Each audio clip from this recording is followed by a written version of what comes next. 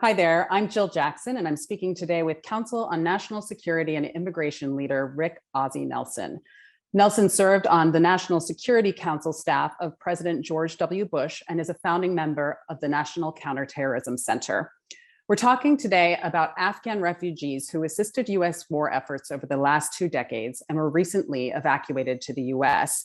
We want to focus specifically on the vetting process because there is so much misinformation surrounding this topic.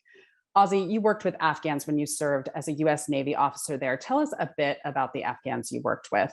It was a full gamut of individuals that we served with Afghan nationals overseas. You can imagine, having 20 years of infrastructure and combat operations, the number of individuals that you would come in contact with in the host nation, our partner nation, Afghanistan. That included everyone from the most sensitive type of positions, those that served as interpreters for the Department of Defense for our deployed military, all the way down to contractors who served in the mess halls feeding our troops that were conducting those combat operations. Excellent. And the United States has completed its evacuation from Afghanistan now. In that process, tens of thousands of Afghans like the ones you worked with or the United States worked with have sought refuge in the US to begin a new chapter of their lives. There has been, as we said, a lot of misinformation about what the vetting process looks like for those Afghans. Could you explain the process for us?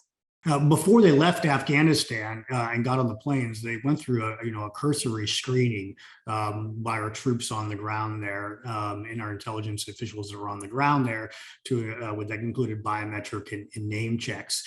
But before they went to the United States, they were moved to other countries where they were staged, including Germany. And in those bases, they were held and further screened by CBP, DHS, FBI officials before they were put on planes to the United States.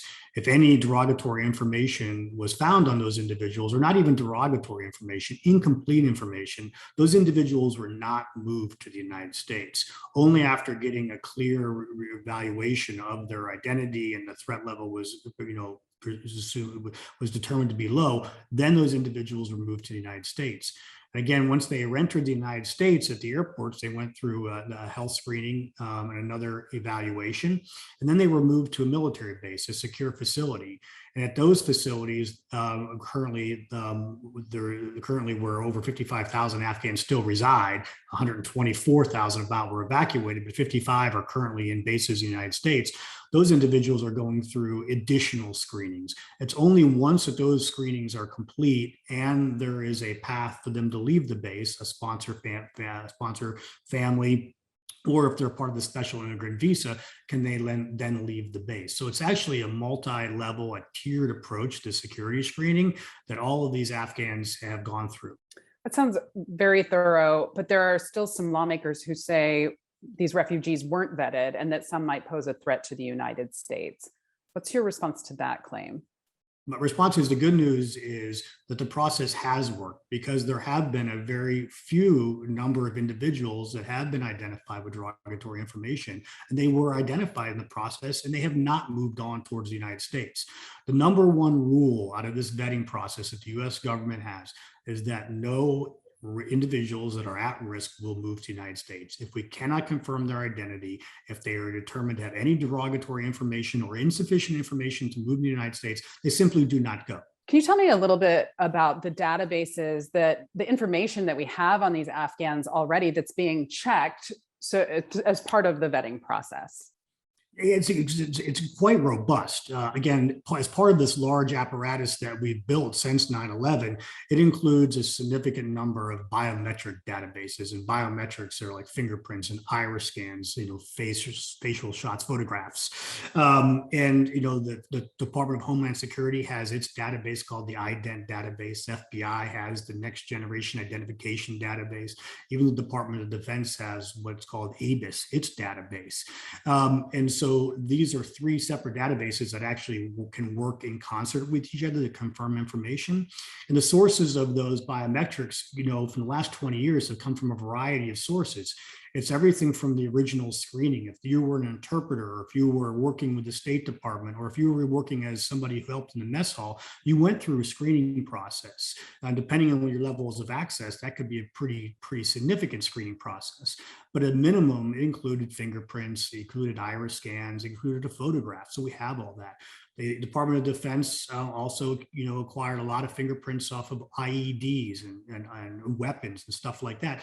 Those types of pieces of data are in this system. So when these individuals get screened for their biometrics, it's not just a couple thousand records it's looking at. It's looking at millions of records and millions of points of data to make the determination of whether someone should be allowed entry into the United States. You've argued that how we treat Afghan refugees who assisted the US in war efforts will impact national security, especially in future conflicts. How so? And this is a really important point, Jill. This is why we need to avoid the fear mongering and make our analysis based on the facts at hand. This has repercussions beyond how we're handling just the Afghan evacuees right now, and how we're handling the Afghanistan situation. It will impact how our ability to conduct future operations. In Afghanistan, we spent 20 years there. And again, I've outlined the full range and scope of the operations that we did with our Afghan partners. Many of our Afghan partners lost their lives in battle, in combat with our American soldiers. They sacrificed their lives. They sacrificed the safety and security of their family in support of democracy in Afghanistan, in support of our troops.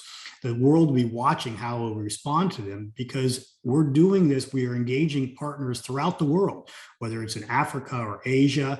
Our military, our intelligence community, our law enforcement community, our diplomatic community is interacting with our partners across the globe.